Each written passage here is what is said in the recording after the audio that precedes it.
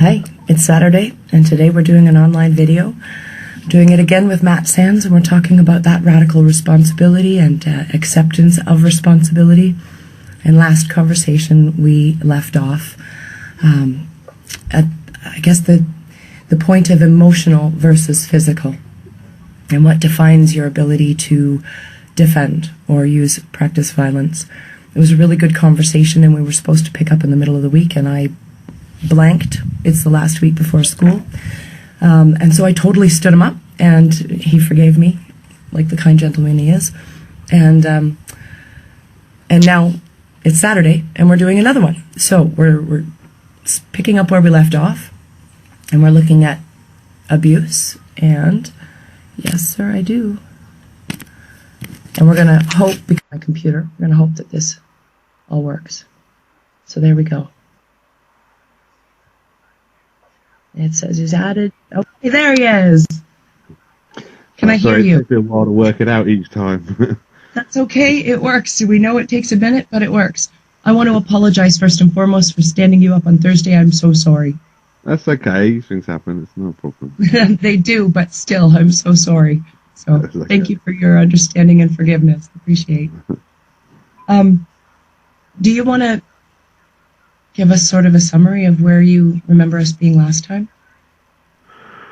To be honest, I don't fully remember exactly where we left off. I mean, obviously, we were, talking about lots of different things about the Nations of Sanity idea thing. We went in a few different directions, so I can't really remember where we really finished it. One of the things that did stick in my mind was, because I thought I even want to write an article about it and maybe do a video about it, was the correlation between rights and responsibility.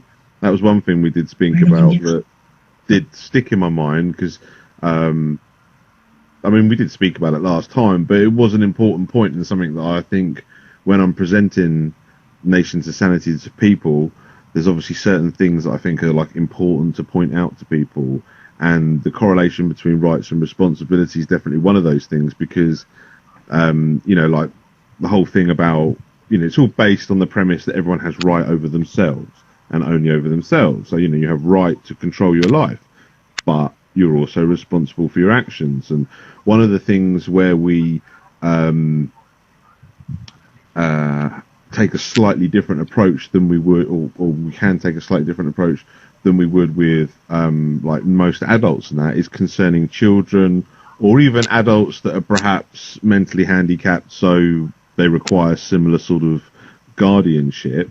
And in that case, they don't have they can't take the full responsibility for all of their actions, which is why they don't have the full level of freedom that an adult would. They have a guardian that makes their decisions for them. If my son wants to run out in the road, I won't let him. I will use force to stop him.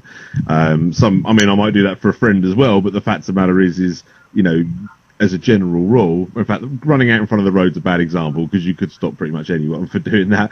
But there's lots of things I can stop my son from doing that I can't stop another person from doing, another adult, because I have a certain level of control over my son's life, not because he's my property or anything like that, but simply because he doesn't have the understanding to take full responsibility for his actions, because he's still a developing person.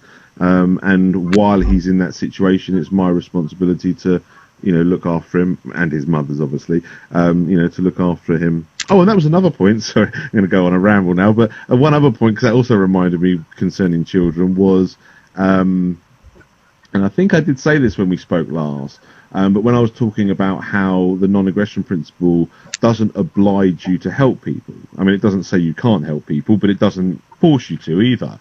And I used the example of, if someone was drowning, you wouldn't be obliged to jump in and try and save them. Not according to the non-aggression principle. You haven't committed a crime by not doing that. You're not responsible for that person. But if you push them into the water, either by mistake or on purpose, then you would be responsible for what happens, because you put them in that situation. And the reason I use that example is because a lot of people sometimes question, because I always talk about how you don't have to take care of people. And then they say, well, what about your children? And I was like, well, you do have to take care of them. And they're like, wow, that's a contradiction. I'm like, well, it's not a contradiction, because there's an important reason why you are responsible for your children. And that is the same reason why you're responsible for someone you push in the water, is because you pushed them in the water. And the same reason is why you're responsible for your children, because you brought them into the world, and they're not, until they're able to stand on their own. You put them in peril. Just like you push someone in the water, whether it's on purpose or by accident, it's your fault they're in the water. Therefore, you would have to rescue them, because, you know, you're responsible for what happens to them. Whereas if they contributed to this situation.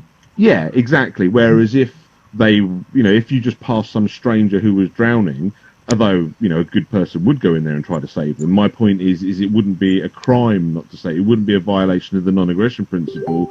The non-aggression principle doesn't mean you have to go and save them, unless you're the reason why they're in there, sort of thing. And like I say, the same applies with your children. You bring your children into the world, so you've brought them into peril. You've brought them into an environment that they can't survive on their own. So you are responsible for them, just like you would be for the person you pushed in the water, until they're out of the peril that you put them. In the case of a child, they're not out of the peril you put them until they're old enough to look after themselves, or if they were like adopted by somebody else, like, you know, where people adopt and stuff like that. But the point is someone would have to look after them because they can't take care of themselves. And as the person who brought them into the world, you would be responsible for that. So I'm sorry for my cat's tail keep running across the It's okay. Okay, so where does that go with, I think we took or at least I did, I brought a little bit of a question about the emotional versus physical violence. And the reason, I mean, I've been rolling this around in my brain for the week and taking a hard look at some of the circumstances in my life, and because they're really the only thing I can apply these things to. But there's still that push on what is violence.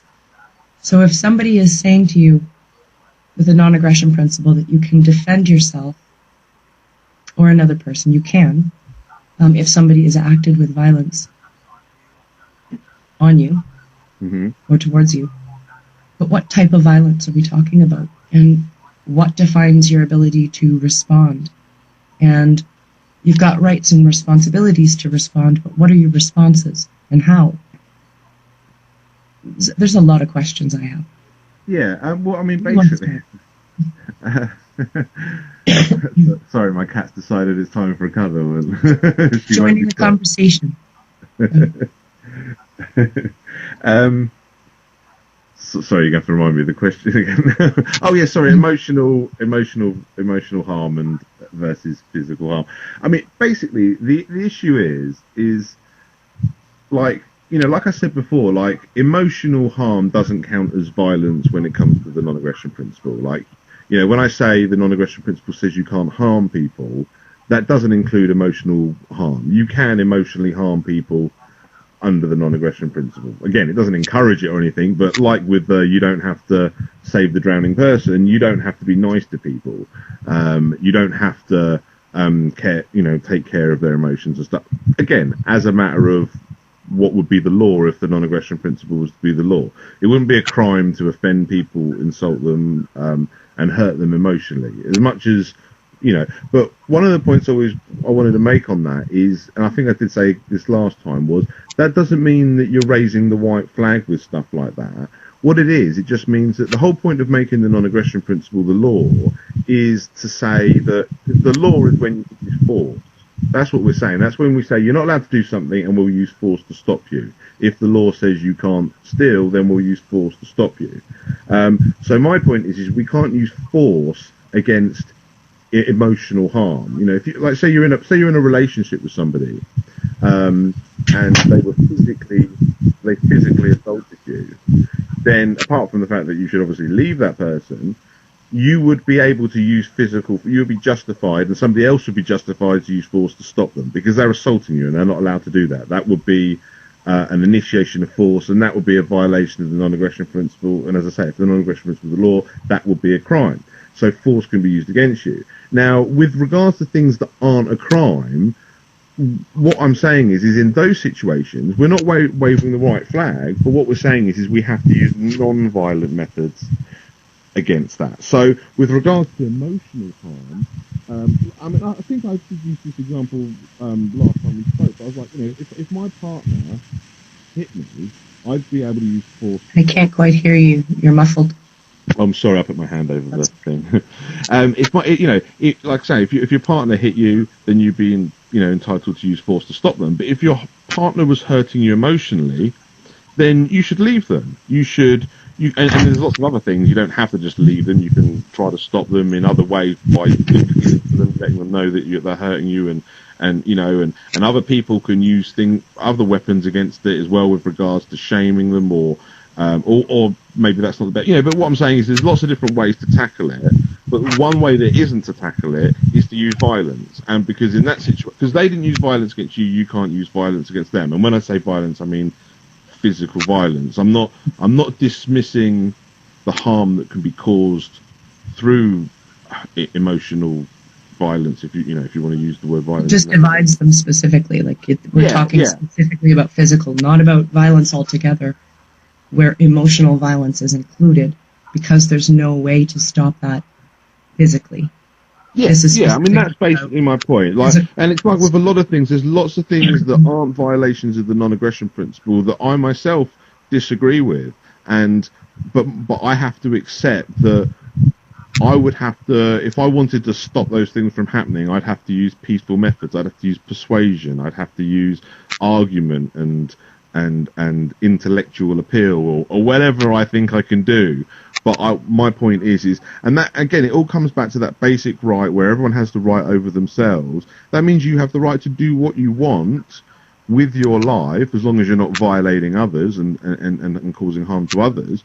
It's a nice simple rule, but it brings those questions. It casts a nice clear light on those questions because, as I say, it doesn't dismiss how harmful emotional harm can be, because it can be very harmful. It just basically says it's not an initiation of force. It's not a violation of your rights. You don't have the right to not be harmed emotionally, but you do have the right. I mean, you have the right to try not to be harmed emotionally and to do things to avoid that and what have you. But my point is you don't have the right to stop other people from doing things that might emotionally harm you. But you do have the right to stop people from doing things that are physically harming you. Does that make sense? It does. It's a slippery slope, and I disagree. Okay. But I'm listening to try and figure it out. I disagree because, and I'll be more specific here. Emotional harm, I think I'm looking at it very much like a physical thing, right? Because of the depth, I guess, of where I've gone to look into it. So I'm looking for it everywhere. And your non-aggression principle comes from, was developed specifically with physical in mind. So I'm looking at the emotional harms that can come from things like not letting somebody sleep, constant.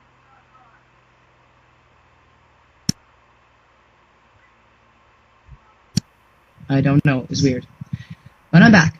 Okay. So when you say not letting someone sleep?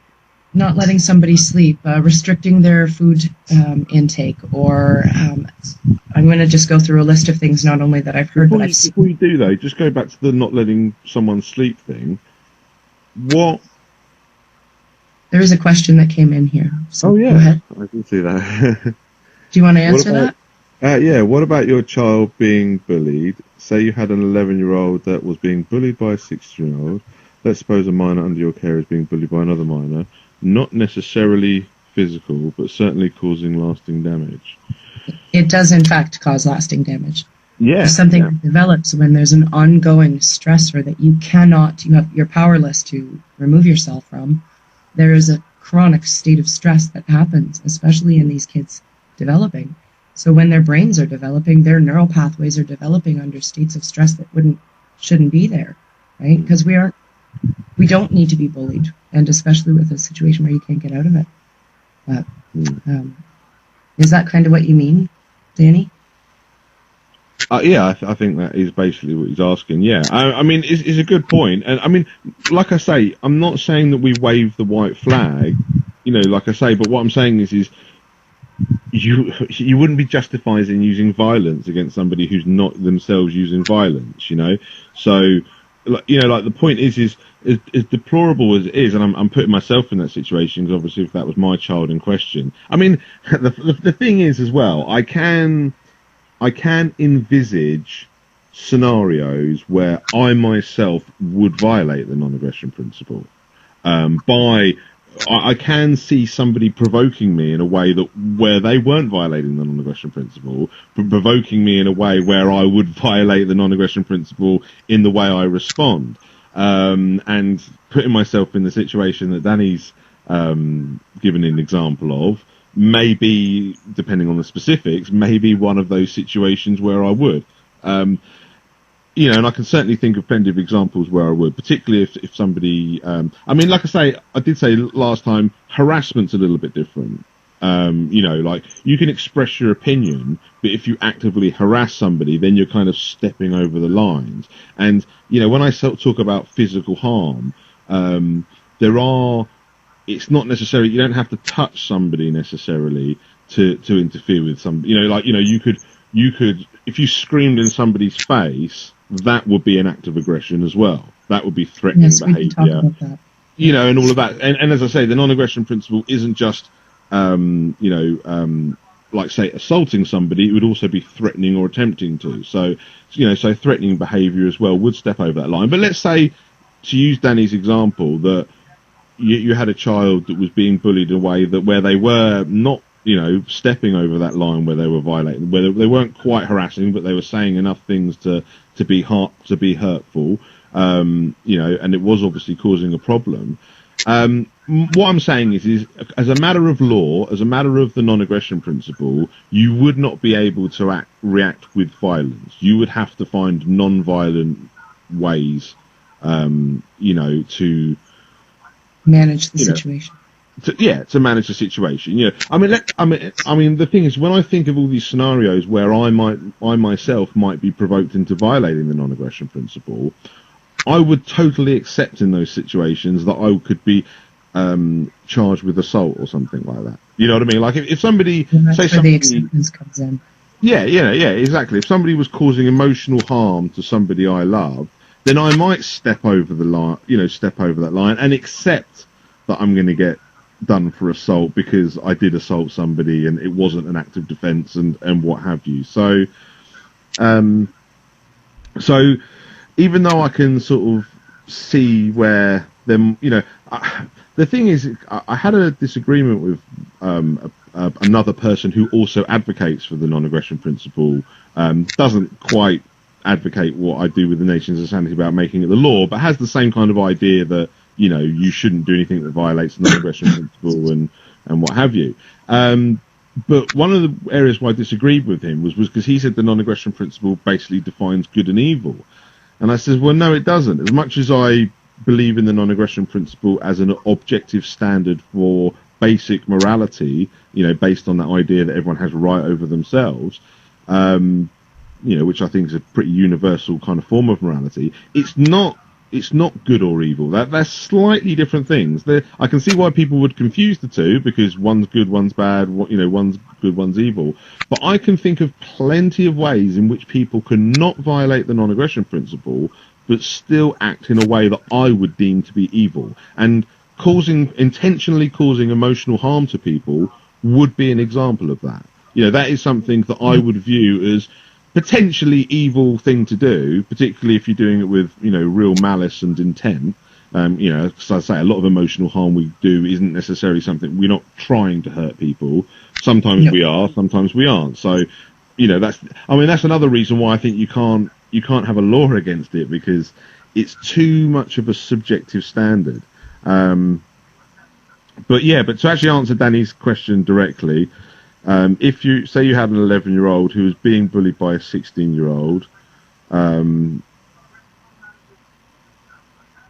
but not necessarily physical, but certainly causing lasting damage. I mean, what I would say there, Danny, is according to the non-aggression principle, there's plenty of things you can do, but you can't. But using violence to stop it wouldn't be one of the things that the non-aggression principle would let you do. But Physical as violence. a human, sorry, say again. Physical violence. Yeah, but as a human being who can understand nuance in life, I can appreciate how even I myself might actually violate that. Oh, he's come in with a follow-up as well. Okay. Excellent. Okay, so let's say it progressed to physical violence. Would it then be justified for a parent carer to use physical force against a minor in defence of their child? And I think that's where the lines can get blurred. I guess that was alluding to. Yeah, I mean, well, the thing is if it's physical violence, I mean, that's the thing. If it's physical violence, then you can, there's no question. You know, the emotional thing, it's trickier because normally I'd say you can't use violence, you know, because they're not violating the non-aggression principle unless they step over that line where you can really call it harassment, you know, like I say, following somebody and actually not leaving them alone and stuff like that. But you know, but like I say, just saying hurtful things when they could walk away from you, you're not aggressing against them. You're just expressing your opinion, no matter how harmful or hurtful it is. However, as soon as that bullying progresses into anything remotely physical, even threatening, they wouldn't even have to touch them, even threatening, that is violating the non-aggression principle, and then you are justified to use force. And it doesn't really matter too much whether they're a minor in regards to that. I mean, a sensible person would perhaps go to their parents and their guardians before they, you know, intervene directly with regards to the child. You know, you obviously want to exercise all the caution in the world before you ever use force on a minor, particularly one that wasn't under your care, you know, somebody else's child. You know, that's obviously going to be a serious matter. But again, you know, putting myself in that situation as a human being, even if it did violate the non-aggression principle, it might be a situation where I would, because, you know, I would like I say, sorry, go on. I would say that's a difficult one for me because it depends on the kid and the history of the events. There are cases I can think of where, you know what, that child, maybe a 16-year-old who's bullying a younger child, violence isn't the answer. It's not going to teach them anything.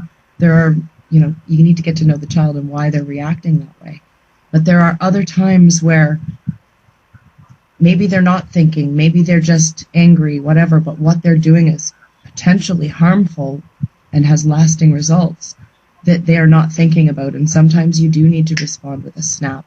You know, what if they are losing their shit? And a 16-year-old boy is a big boy. I mean, I have a 12-year-old and he is as big or bigger than me now and twice my width, right? So if he gets angry and, you know, is determined, then he's determined and I'm going to go flying if that's the case.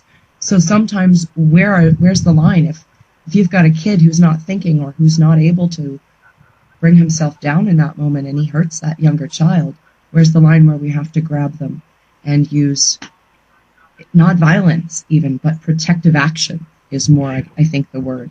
Yeah, I mean, well, I mean, the thing is if you're going to talk about protective action but not specifically violence, then that's always on the table. You can always take action of some kind. But we're talking when we talk about the non-aggression principle, particularly in the context of if the non-aggression principle was the law. Well, even if it wasn't, because that's still what the non-aggression principle is. It's about when you can use force. It's about, you know, it's non-aggression. Don't initiate force, but you can use it in defence against others that are initiating force. So with regards to where we draw the line on that, it's really about whether they're violating the non-aggression principle. If they're violating the non-aggression principle, then you can use force. Because that's what the non-aggression principle is basically saying. It's saying you can only use force if someone's violating the non-aggression principle, or, well, threatening or attempting to is violating the non-aggression principle. So basically, if the person is acting in a way that's truly threatening, if they are threatening, if they're attempting to cause actual, you know, physical harm in any kind of way, then they're violating the non-aggression principle. So you can step in and use force. If they're not doing that, but they're acting in a way where they're not, like they're just expressing opinions, but they're doing it to intentionally be hurtful, and you're seeing that this is still causing, real danger, then by all means you need to act. But apart from the fact that the non-aggression principle wouldn't let you use violence, it would still let you use lots of other methods, including, your own form of, I'm trying to think of the word, but your own form of intellectual fighting back, kind of fighting back with words rather than, with because at the end of the day, if you're being attacked with words, then really the reasonable method of defense would be, using words. Yeah. Even from the level of proportionate response, even with things that are a violation of the non-aggression principle, you still got to observe proportionate response. Otherwise, you would yourself be violating the non-aggression principle. For example, if somebody broke into my house, I would have the right to use force to stop them and detain them. But if I tied them up and tortured them for a couple of days, then I'm obviously not acting in defence anymore, and it wouldn't be a proportionate response. I know it's an extreme example, but trying to make the point with it. So there is that as well, even when you're dealing with non-aggression principle violations. But the point I'm making, both with regards to the example that Danny's given about bullying, and also your larger point about the dangers of emotional harm. And because, like I say, I don't want to sound like I'm dismissing how harmful emotional harm could be, because that can in many cases be more harmful than physical harm. You could, if you wanted to hurt somebody, you could probably hurt them more effectively without violating the non-aggression principle emotionally, potentially at least, than you could if you were going to violate the non-aggression principle by actually physically assaulting them. So I'm not dismissing the level of harm and the importance with regards to acting against these sort of things. But my point is you would have to act against them peacefully, because as insidious and harmful as they may be on an emotional level, the fact of the matter is then it's not physical violence, and it's not an initiation of force, and they're not violating your right, because that's what the non-aggression principle basically is like it's saying you have right over yourself. So anyone violating the non-aggression principle is anybody that's violating your right over yourself. Your right over yourself includes the right to express your opinion, including things that may be emotionally harmful for other people. That's the thing. I can send words in your direction, and there's no violence there. There is in a different context of violence, but in the context of non-aggression principle, no matter what I say to you, I have the right to say what I want to you, and you have the right to ignore me and not associate with me or say things back or whatever. But my point is no matter what I say to you, unless I threaten you, no matter what I say to you that might be hurtful, you wouldn't have the right to use force in response, but whereas if I did threaten you or I did use force, that's when you do. So it's like I say, I'm not dismissing emotional harm at all. I'm just saying that unfortunately it is something that as a matter of law, you wouldn't be able to do anything about, using the force of law. But as a matter of with regards to waving the white flag, you're certainly not doing that. You can still do plenty of things. You just have to be peaceful. So what is it that would stop people from doing... Well, okay, I'm going to take it right to the purposeful harm is predatory action, right? We make a choice. So what would stop purposeful harm if there's nothing? Some people respond to physical violence as language, like that's what they understand. I'm not saying it's right? But, and if I'm understanding this, we're just breaking this down to the response to physical harm, and using physical violence as a response. So I don't even want to say violence, because it could be something that you respond physically to, protective action, that may cause harm. It may look violent, but isn't. But it's a protective action to stop people from hurting each other, right? Or you from getting hurt. It's all physical. But what about emotional now? Getting into his question about the bullying. If it's not seeable, what's to stop people from emotionally, psychologically sexually, even. I guess you could look at that as physical violence, but, financially, there are so many different types of abuse that involve predatory action, that involve legitimate, long-term, lasting harmful effects, that we have no control over. So how does this stop? Not control, because they're the wrong words. Like, we all have our own choices. What makes people want to be better people, to not harm others, when humanly we fall into this state of, I would call it a decayed mental state. Predatory action, harm. Yeah, I mean, if someone wants to use non-violent methods to harm people, emotionally, financially, whatever, if someone's got it in for somebody else, and they're very clever, they know what they can and can't do with regards to actually, initiating aggression, so they purposely skirt the other side of that line. They don't commit actual aggression, they don't commit violence, but they do everything they can, to make somebody's life miserable and what have you. My point is if somebody's, the response has to be non-violent, but that's what the non-aggression principle is saying. If somebody's doing something, hurtful to you, but it's non-violent, then, if someone says something hurtful to you, I'm not saying this is the right response, but you'd be allowed to say something hurtful to them. It's not particularly a productive way of approaching it, but what I'm saying is that will be your right. This is the other thing. We're talking about what you can and can't do, not what you should do. So we're saying you can't use physical violence against somebody who's not using physical violence, but we're not saying that you can't do anything else that's not physical violence against that, including things that we might not think are a good idea to do, but you can do them. You are allowed. If someone says something hurtful to you, you can say something hurtful to them. Now, if we were advising you in a productive way, we might not advise you to do that. We might say, well, that's not a good idea, but it is your right. It is your right to do that. So again, it all comes back to what is your right.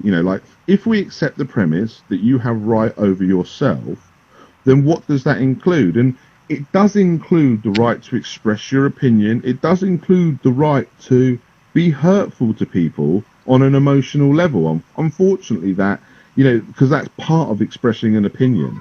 And another thing as well, with the problem with intent, is that's very difficult to prove. I've said about how many people might hurt people emotionally unintentionally, but even when they're doing it intentionally, it's not always something that you could prove as a matter of fact. You just suspect it because you kind of, you kind of know what their game is, but it's like an unspoken thing. It's your intuition that tells you that they're purposely being spiteful to that other person or to you or to whoever it is. So my point is if someone's being spiteful or emotionally hurtful or insulting or even abusive in that sort of sense, you have the right, again, not recommending it as a course of action, but you have the right to do all those things in return. But you wouldn't have the right to use physical force. You wouldn't have the right to put your hands on them. Sorry. Unless it's a physical response, like to a physical aggression. Yeah. I mean, but then, that's what I'm saying. So in all of those situations, if they're being non-violent, you've got to be non-violent. If they put their hands on you or somebody else, or threaten or attempt to, then you can put your hands on them. Again, not saying you have to.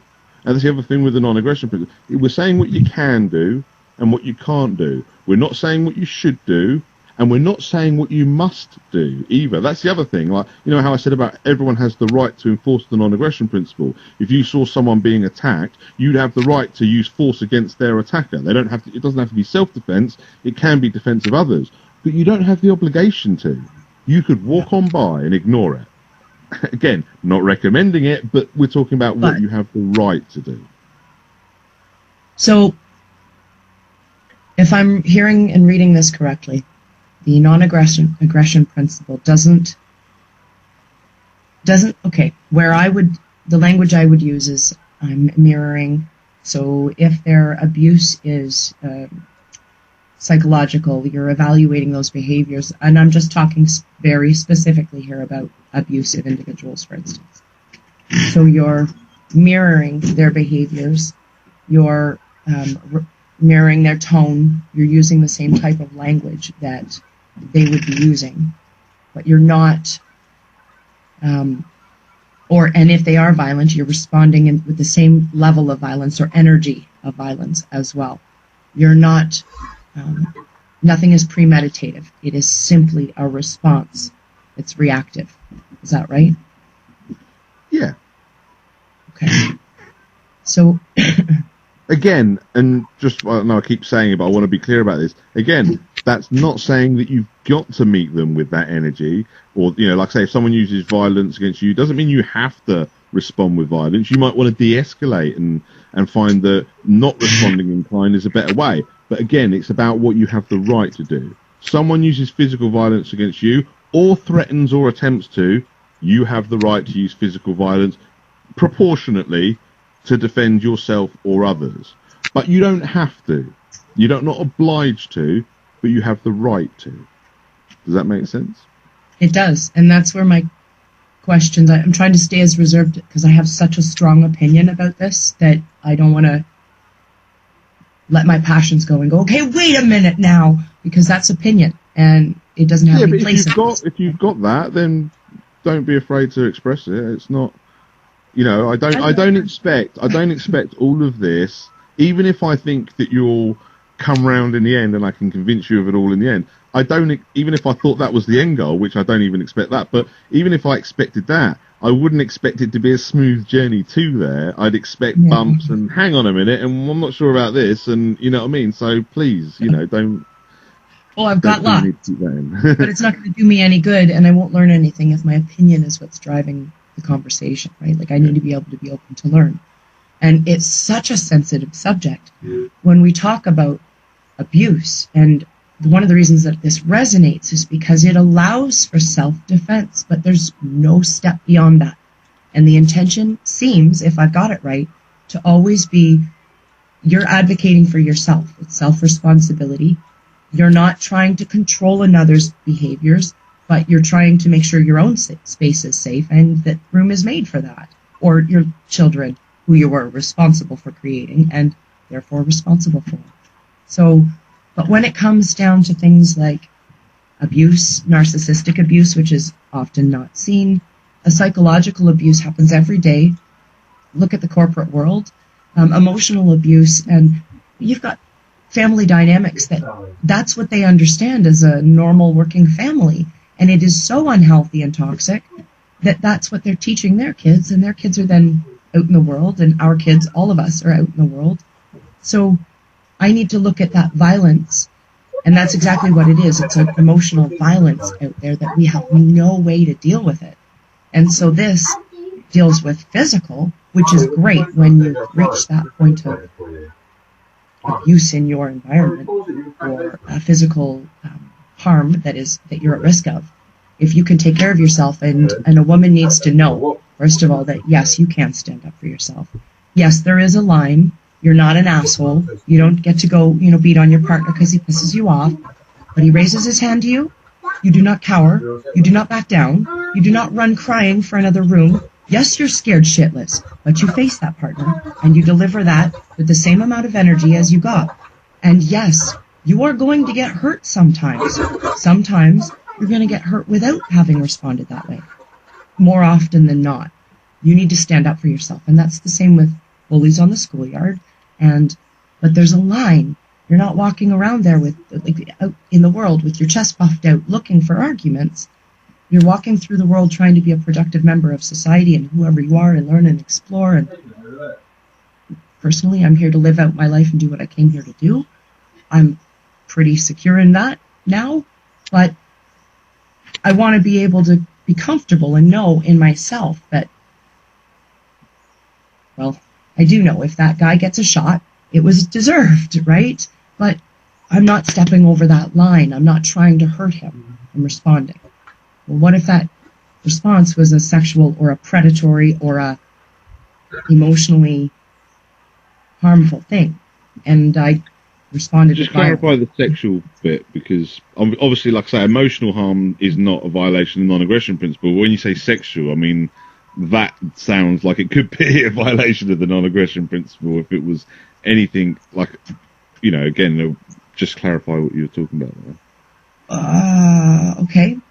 Sexual predator, period. Forget sexual, but they know that there's a vulnerability there, and they use that to create harm.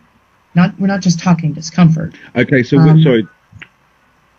And I can go right to if somebody were to say to you, I would do this to you, and it's a sexual thing, and you're in a very vulnerable place that ain't even on your fucking radar.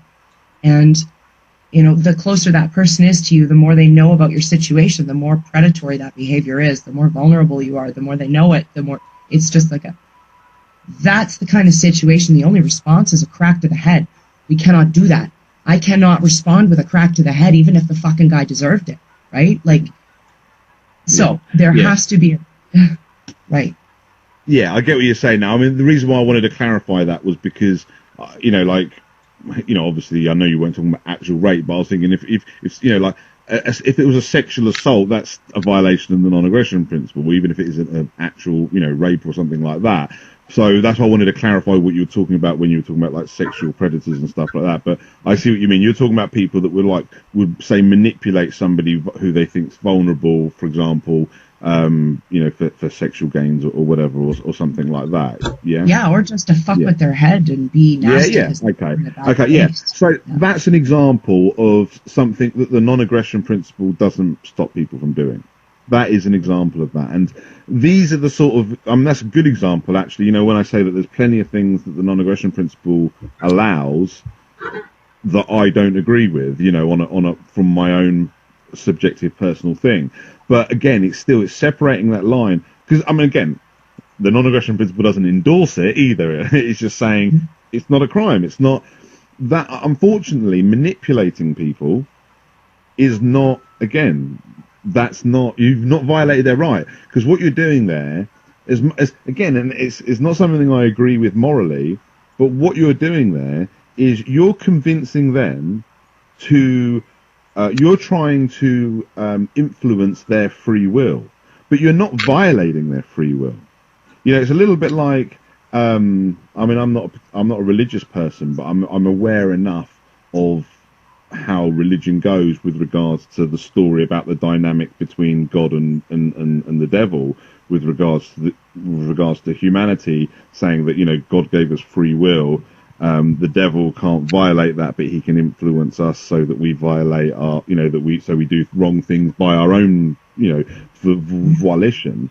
And the reason I bring that up is because that's quite a good analogy for what I'm talking about, because the non-aggression principle says that no one's allowed to violate your rights, and you have the right to do what you want.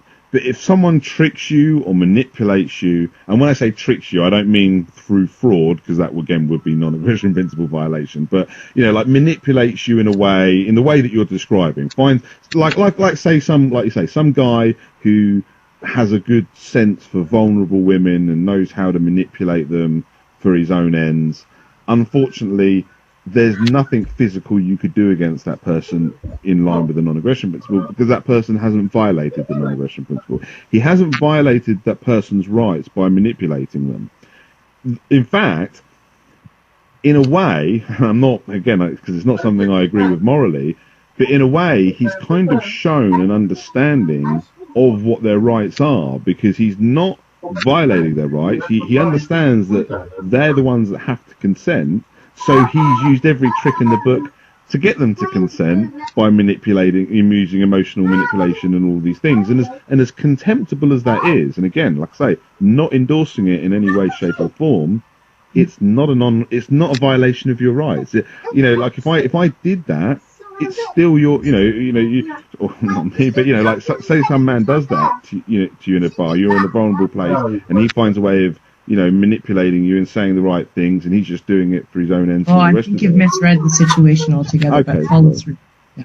All right. Well, but yeah, basically just saying that's what I'm saying is doing those things, as contemptible as it might be, it's still your free will. as much as they might manipulate you into it. You know, it's like, you know, we're all being manipulated and influenced throughout life in subtle ways and in big ways. It's too much of a complex soup of subjectivity to even legislate, even if you wanted to, even if you had the moral grounding to legislate for things like that. You couldn't, because it's just, you know, it's too much of a big soup mixture of subjectivity. But the fact of the matter is you wouldn't be allowed to, because your rights, the only right everyone has is the right over themselves. So, you know, that's what we can use force to stop people from violating. But if someone's not violating your right over themselves, if they are, even if they're not treating you well, even if that, you know, the fact of the matter is you're still free to leave, to go the other way, to, you know, does that make sense? Yeah. I'm going to flip, taking that example, I'll go back to the other one because it was too good a line of thought to interrupt it. But yeah, to be clear, that I think there was I miscommunicated something. But so go to this one. That would be the same as there are lots of stories of women out there who, and I have to add the women into because it can't be just men, right? They take advantage, men pay their bills, they, you know, what do you call them? Sugar daddies. Yeah. Okay, that's not illegal, but there's still that heart tie. It's an emotional thing. So from, you know, it's not maybe right, it's not something we shouldn't do, but there's nothing violating that non-aggression principle there. Even if the men feel like their money is being taken, right? Money being important, money being, you know, something that a lot of people feel is important. I'll just leave it there. But specifically with regards to predatory behavior, a woman doesn't ask to get raped, right? So emotional, psychological rape is another thing. And if somebody comes in and you're sitting in a chair there, okay, and maybe you, as a man, I hope you're comfortable with this line of talk, but maybe you get raped. And, you know, a woman comes in, and maybe you aren't raped. Maybe it's just something you're particularly sensitive about, or you're going through stuff. But a woman comes in and violates those sexual boundaries that you have. Like, you're in a safe place. You don't want to think about sex. You don't want to go there. You know. So whatever she says to you, maybe it's, you know, I don't even know. I would do this to you all night long, or whatever else. Same thing. It's a psychological thing that wasn't asked for. There was no agreement on any level to be in that kind of dynamic. There was nothing voluntary about it. It's one person coming over to you and saying, you're going to fill my idea of, you know, what I think is okay, and it's violating to you. There is a level of psychological aggression, passive aggressiveness there, a violence that is emotional or psychological, most especially if this person, say, knows you as a close friend, or something that you're supposed to be safe and protected. For them to do that psychologically, emotionally, knowing it's going to cause you a lot of damage, and doing it with a predatory intent, where is that line? So we're talking specifically about predatory intent, because no, we do a lot of things that harm people every day. We don't mean to hurt them. It's not with predatory intent, but we're idiots sometimes, or we're not thinking, or, you know, we have to do it. And I'm sorry it sucks that you're going to get nailed in this situation, but it's the best situation for everyone. Stuff like that. That's not predatory, right? So what about predatory specifically?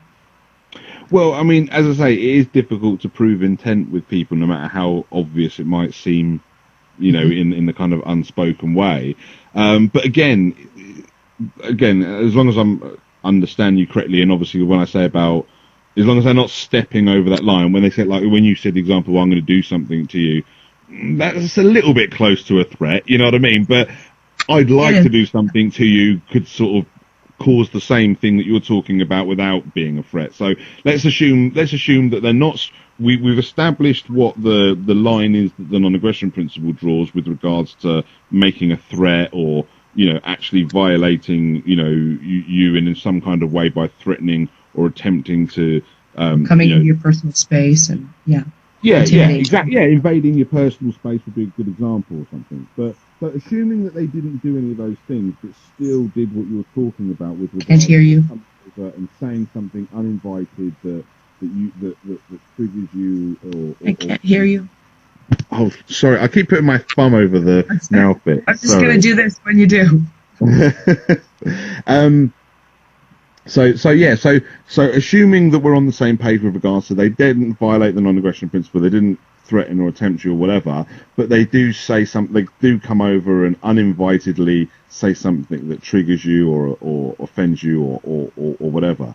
And although you probably have no way of proving it, you also feel pretty certain that they're doing it on purpose. You know, they're not, you know, like, and again, I'm sure we can all think of real life examples, even if we haven't seen it, witnessed it firsthand, but like from a movie or something, where people that would do something like that. Yeah, that would certainly, you know, you can think of some guy saying something purposely hurtful to a woman or demeaning, or vice versa. Yeah, you know, something like that or whatever. Again, but the point is they haven't stepped over that line of violating the non-aggression principle. They haven't violated their rights. It is their right to say these things. You don't have a right to not hear them. Not at first. Anyway, like I say, you know, someone walk can't away. harass You don't want to hear it. Yeah, exactly. You can walk away. If they followed you and started harassing you again, then they stepped over that line. But the fact of the matter is they haven't violated. Like I say, you don't have the right to not be offended. You don't have the right to not be emotionally harmed. I mean, you have the right to not be in regards to you can do non-violent things to avoid these situations. But what I'm saying is you don't have the right in regards to we can use force to stop people from offending you. We can use force to stop people from emotionally harming you. Do you see what I'm saying? So what I'm saying is in those situations, we've still got plenty of what's the word? Recourse. We've still got plenty of recourse. You know, like I say, but it's got to be non-violent. It just means that, you know, like I say, I think one of the things with this, and you can correct me if I'm wrong, because obviously I'm just assuming on, you know, where you're coming from and stuff, and the things that might be concerning you. A few different things. Yeah. Yeah. But I get, the thing is that I can understand, because it's obviously something that I appreciate myself, is when people look at the non-aggression principle, they look at it and go, well, it's all well and good, but it doesn't feel like it's enough. It doesn't feel like it's doing enough against many of the potential evils of this world, because there's so many potential evils that it outright won't do nothing about. You know, like the things that you're giving examples of that can still be harmful, that can still be destructive. And the non-aggression principle, if the non-aggression principle is the law, it would, like I say, it wouldn't encourage it, but it wouldn't say anything. Say again, sorry? I said it would allow for all of these things. It would allow for them. Without endorsing them, it would allow for all of those things, yes. So my point is we're not, doesn't mean we have to wave the white flag. You know, it just, because what the non-aggression principle also allows is all manner of non-violent ways to fight these things. You know, so, I mean, apart from the fact, and you may or may not agree with me on this, but, and it's a side point, so it's not relevant to the issue we're talking about, but I would also say that in most cases, a violent response probably wouldn't be the most productive response. You know, even if you were forgetting about what does and doesn't violate the non-aggression principle, but if you were just advising someone from a pure, you know, make the situation better kind of, you know, coming at it from that situation, it probably still wouldn't be a good idea to meet those sort of things with violence anyway. But my point is according to the non-aggression principle, you wouldn't be allowed to meet those things with violence. But it would allow the non-aggression principle allows a man to approach you and say something crude or rude or something that you would find offensive, or even potentially, you know, trauma triggering or whatever, you know, depending on what you've been through. Like, say, if you've been through a sexual assault and they said something particularly suggestive, you know. But even though the non-aggression principle allows that and doesn't allow people to step in and use violence against that person, the non-aggression principle allows you to walk away. The non-aggression principle allows you to shame that person. It allows other people to shame that person. It allows us to make a world where people are less inclined to be like that. It allows us to encourage a better way of treating each other. You know, like I say, the non-aggression principle doesn't demand that we're nice to each other. It doesn't demand that we're nasty to each other. It just demands that we don't violate each other's basic rights over ourselves. That's all it demands from us. The rest is up to us. And with that, yes, it would allow us to still do many bad things to each other that aren't actual crimes, that aren't actually aggressing against someone. But it also allows us to do all manner of great things to not only fight against those non-violent but nonetheless insidious things, but also to encourage the opposite, to encourage the a caring and compassionate society where people treat each other with respect. The non-aggression principle doesn't demand that we treat each other with respect, but it doesn't demand that we treat each other with disrespect either. It just, like I say, the only demand is that we don't violate each other's rights. That's it. So my point is, and this is where I, correct me if I'm wrong, but my point is don't let the fact that the non-aggression principle doesn't deal with those things think that it's enabling them or encouraging them or endorsing them or anything like that. It's not. It's making no opinion on them whatsoever. I mean, I often give the example of, I hate racism, but it's not a violation of the non-aggression principle to be racist. I mean, certain things that you might do motivated by racism could be, but just simply being racist and having a racist opinion wouldn't be a violation of the non-aggression principle. But what I can do, what the non-aggression principle, even though the non-aggression principle allows my neighbour to be a racist prick, the non-aggression principle also allows me to call him out for it, to have nothing to do with him for it, to lambast him, or to or not take that route, to take the higher route, do whatever I think is the best way to battle it. But unless he actually comes over and does something that's violating me or violating somebody else, I don't have the right to punch him in the face. So you know what I mean. It's that kind of thing. Someone calls me a hurtful name. I have the right to call them a hurtful name back. I don't have the right to attack them. But if someone attacked me, then I would have the right to. Well, it wouldn't be an attack, but use force against them. Does that make sense? It does. Oh, it is. Another comment. He did. Yeah, he responded. I'll let you answer to that first. But did you want to say what you want to say first? Or? Yeah, it is a slippery slope because what violence is, the different classes of violence that we are starting to recognize in society. People are attached to the hurt, to the victimization, but really we're looking at it. You're talking about a physical violence in a specific situation. You're leaving wide open a number of other things that do include emotional violence and psychological violence possibly back. I still can't condone those, right? The mirroring, yes, when you're trying to respond to somebody. I don't know why that noise distracts me. Can I just cut in quickly? Sorry, I don't want to interrupt you, but can I just cut in? I just want to say, you say you don't want to condone these things. I'm not condoning them either. The non-aggression principle isn't condoning them, even by allowing them, by not saying even by not having it. It's not condoning it. Like I say, this is I think it's an important separation to make because, and I've had this with other people I've spoken to as well. People think that I'm endorsing everything that the non-aggression principle doesn't strictly prohibit. And again, I'm not. Like I say, I'm not condoning the things that you're talking about. I'm just saying it's not in a from a tangible sense. It's not violence. It is in another sense, but in the sense that we're talking about of it's not violence. It's not. You've not violated someone's right by saying something to them, unless you threaten them. But by saying something, no matter how harmful. But I'm not condoning that. Like I say, just like I'm not condoning my racist neighbour. I don't have a racist neighbour, but what I'm saying is, if my neighbour was a racist, by saying I'm not allowed to go and punch him in the face just because he has that opinion, he has the right to that opinion.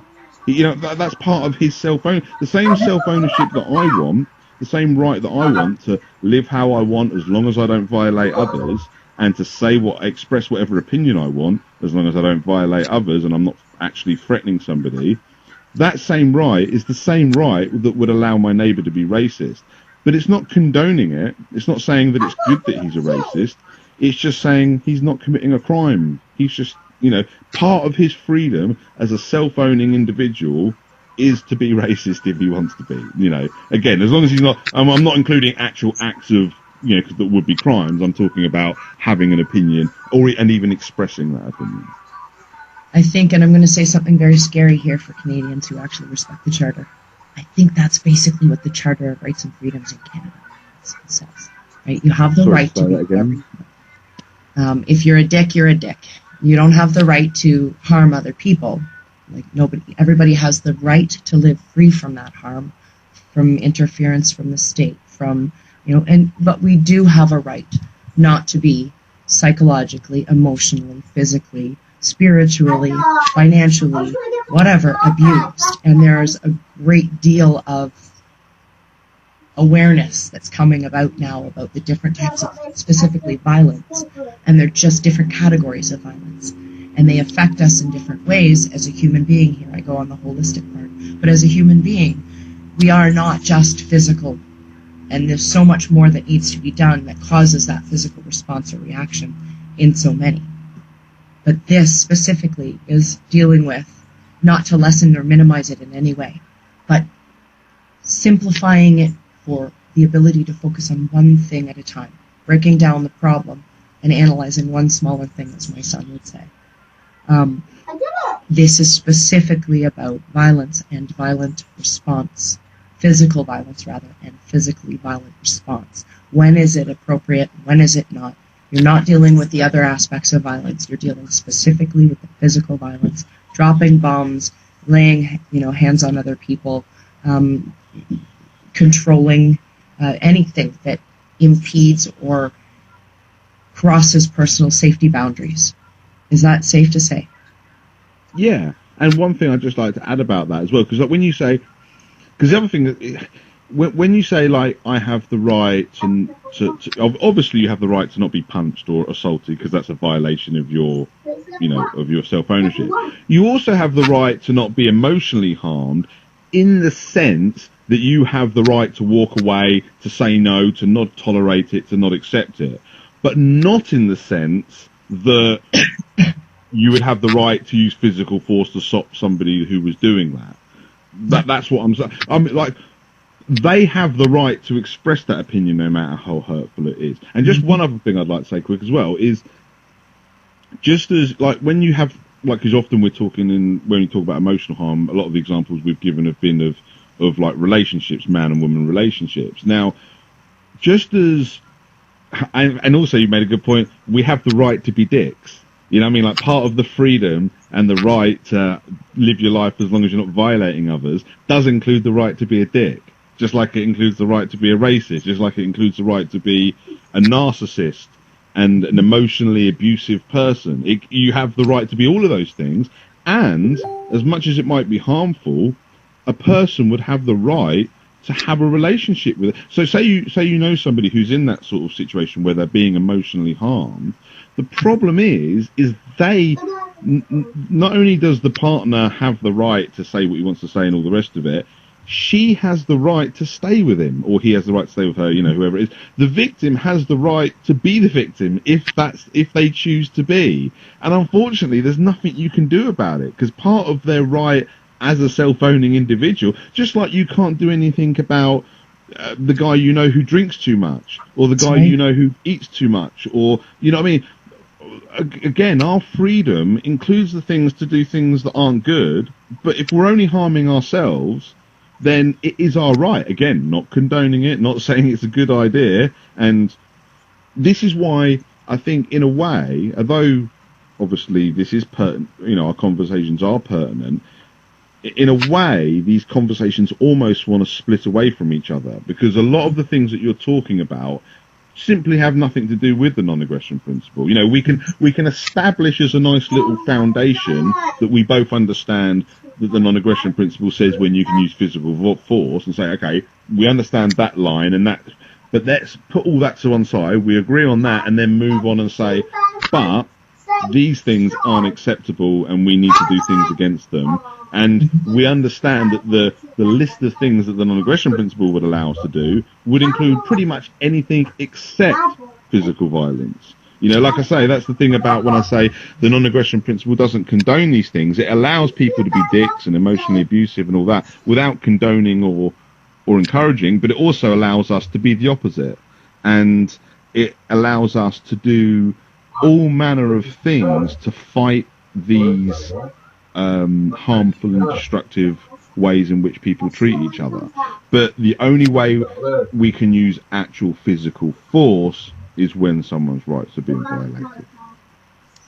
It's a mirroring, literal. Yeah, it is a mirror, but it's not an obligation. Like I say, you don't have to. If someone punches you, you don't have to punch them back, but you would have the right to, because they initiated force. So your force would be defensive, and in response to them, you wouldn't be initiating force against a peaceful person. Just like you don't have to mirror someone who is verbally abused. You know, someone says something harmful to you, you have the right to say something harmful back. But you don't have to do that. And often mirroring is not a good idea. Often you just end up escalating. So that's why I say in a way we're having slightly separate conversations, because when we talk about the non-aggression principle, we're talking about when you can use force, when you can stop people from doing something with violence, because what they're doing is a tangible form of violence.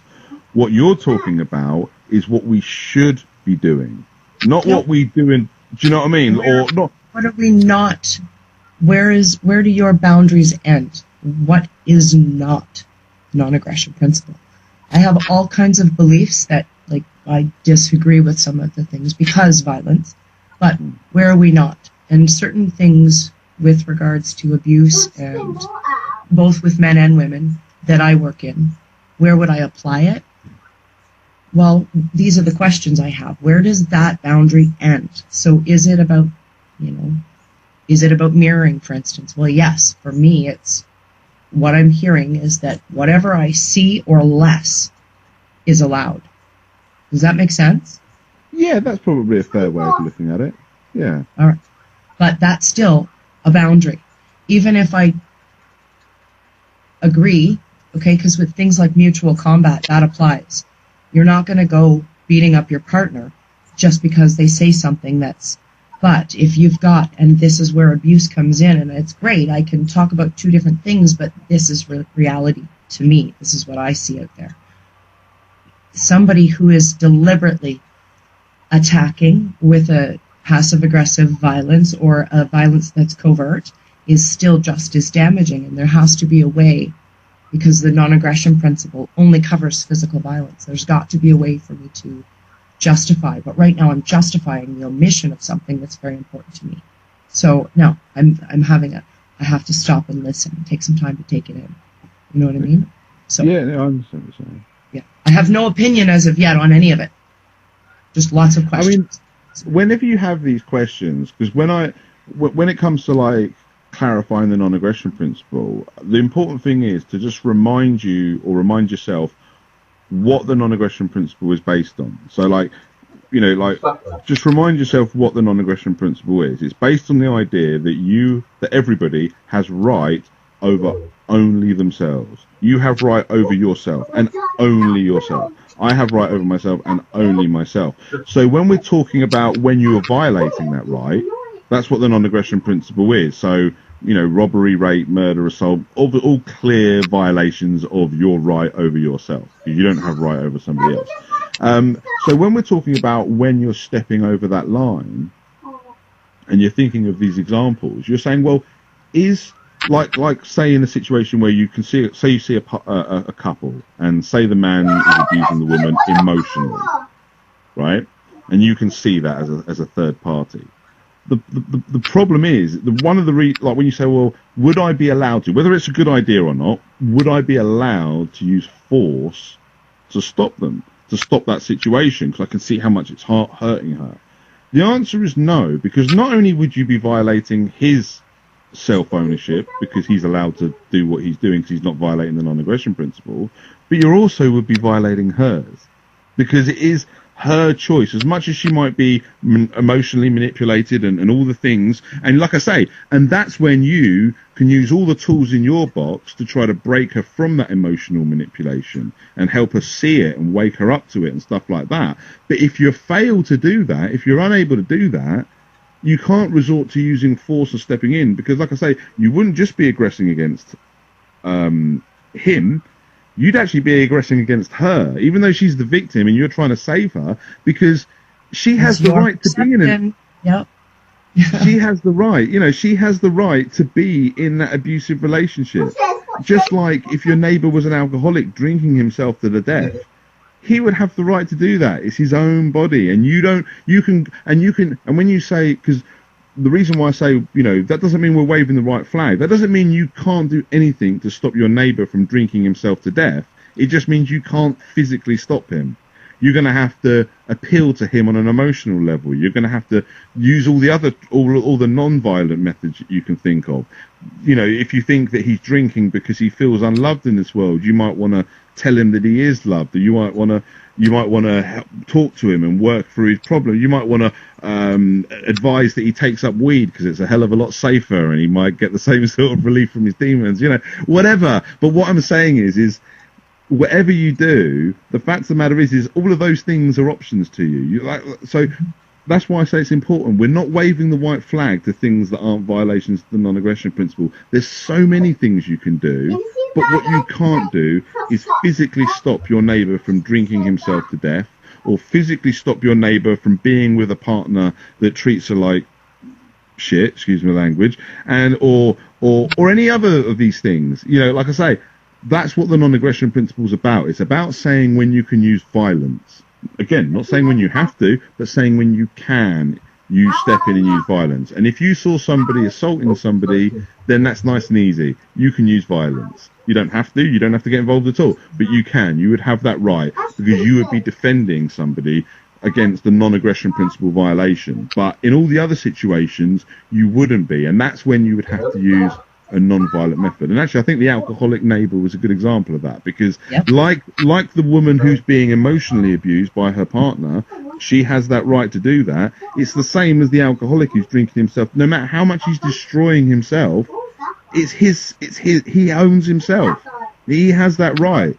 Just like if you own your car and you decide for no reason at all you want to smash it to pieces. Oh yeah, you have the right. You have the right to do that. Wouldn't be a good idea, unless you're, but it's your right. Even if it's a destructive act, it's your right if it's, just concerning yourself. If you're only affecting yourself directly and tangibly. I know everything we do affects everybody else, and that's why I understand where you're coming from when you say, well, this line that we draw with the non-aggression principle doesn't tell the full picture when we're looking at destruction, when we're looking at harm. And I fully agree with you. I'm not disputing that whatsoever. But that's not what it's about, yeah. But that's not what it's about, exactly. It's not trying to draw other lines. It's only drawing the line that defines what you have a right to as a self-owning individual. And as a self-owning individual, you have the right over yourself, which means no one's allowed to hurt you physically, no one's allowed to rule you, no one's allowed to control you, threaten you, all of those things that would violate your self-ownership. But they can say what they want, and if you want to be with them because they've emotionally manipulated you into it, then it's still your free will. It was still no matter how you were manipulated, it was still your choice. Now, if you were defrauded, like in a contract situation, that's different. That's theft. That's, that's still not physical. Still not physical. Can't go there. Completely separate. Well, no, it is physical. Like theft is physical. I don't just mean punching someone. If you rob someone, that's physical. When I say physical, I mean like basically you have right over yourself, and that right over yourself also allows you to rightfully own things. If you create them, like if you built something, then you own that. And if someone stole that from you, then that is an assault on you. That is a violation of your self-ownership. It's not as bad. I mean, destruction of property is never as bad. Well, generally speaking, it's not as bad as a violation as like physically assaulting someone. You know, stealing someone's wallet is nowhere near as bad as like assaulting them in a serious way, but they're both violations of the same basic principle. They're both non-aggression principle violations. And I look at violation and damage and harm based on, I mean, what determines that for me is how the individual experiencing the harm is affected. So that's why I can't, it's a slippery slope. It's an interesting concept, but it's a slippery slope because it allows, my brain hasn't wrapped around simply the physical aspect only, but it simplifies when I try to look at it. There's too much to that subject. However, the one thing that I am seeing with that, in our conversations, you would have to be very strong in yourself and comfortable in who you are, what your beliefs are, your core values, and to have that, to be able to hold to that non-aggression principle only about violence, because you need to depend on being a good person. Yeah, sure, you have the right to be a dick, but that is actual harm. When you are practicing your right to be a dick, you know, you're harming people because you know you're a dick and you're doing it on purpose.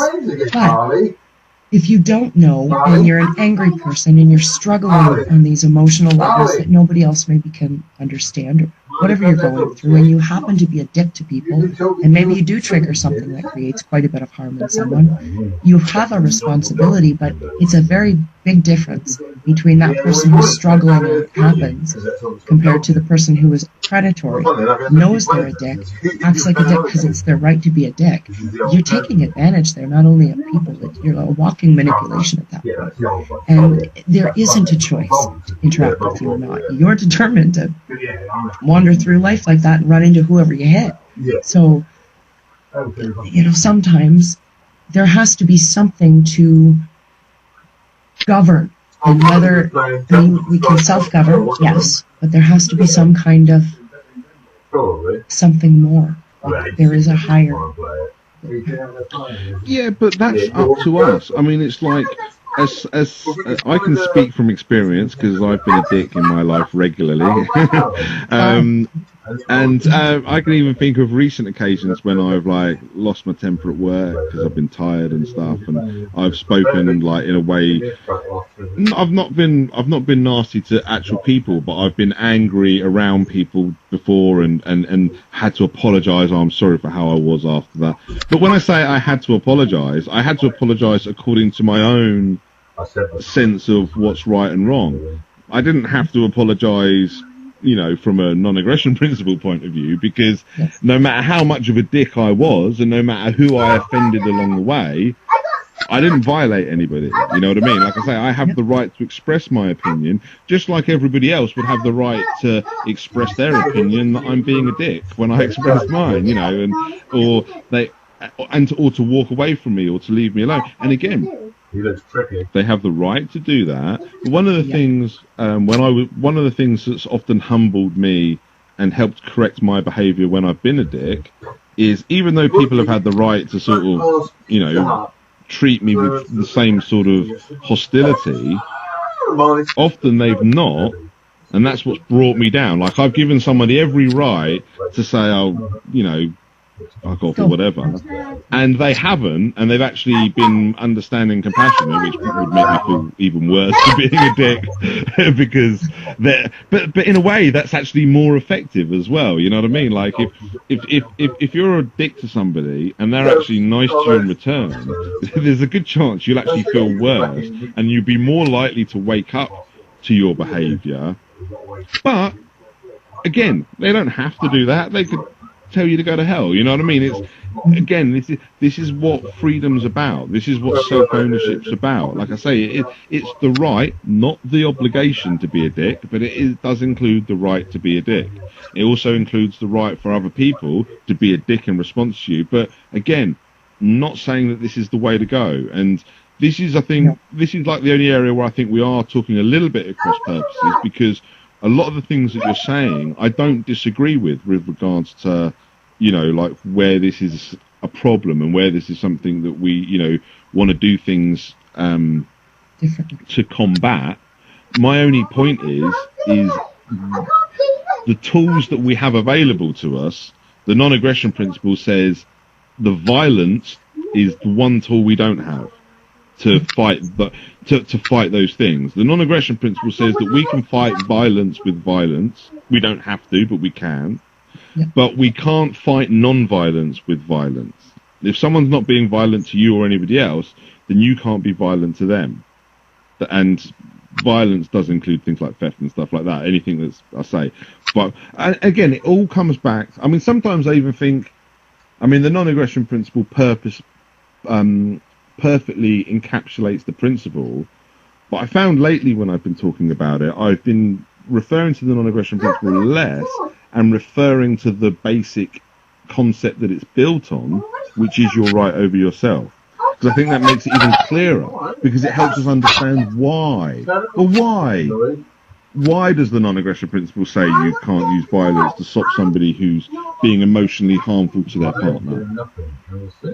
It becomes a little bit more clearer when you say, well, why does self-ownership say you can't? Because then it kind of reveals, well, self-ownership gives that person the freedom to be a dick, and it also gives their partner the freedom to be with them, even though they're a dick, and even though that they're actually destructive to them. It's like I say, this is the thing.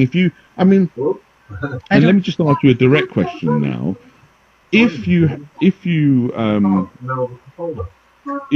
observed a couple like this hypothetical example of somebody who is being emotionally abusive to the other person, but not, violating the non-aggression principle, would you not agree that that person does have the right to stay with them? Like I say, you can use every trick in the book. In this situation recently, as a matter of fact, yes, I would agree 100%. They also have the right to hear me say, a woman is a gift. Do not fuck around with them. Right? Like, if you're going to be a dick, you're going to get it back from your environment, right? But I'm secure enough in myself. I don't think it's a good idea for everyone to, you don't know what emotional abuse is. Different cultures, come from different, you're putting your perceptions if you go to break up someone. I speak specifically from the aspect of when someone brings violence to you, if it's emotional or, if somebody's sitting there calling you the C word and purposefully, they're not doing anything harmful, really. There's no violence there, right? But they're over top of you. Maybe they're not quite in your face, but it's enough that you're psychologically abused. There's a difference there. And so some people, many, that's part of the abuse, the violence that I'm talking about, but a one-to-one thing. And quite specifically, when women come down to it one-to-one, that line is important for me when you talk about the non-aggression principle. It doesn't matter what they're saying. You'll be bitching while they're doing the dishes, or you could be listening to it while you're doing the dishes. You can put your earphones in and you can tune them out. You don't have to respond with violence. But the minute that they are your personal space or your physical being is controlled or violated in any way, violated physically, like if somebody's stepping into your space and you can feel the spit on your face, you have the right to push them back out. That's violence. That contact is violence.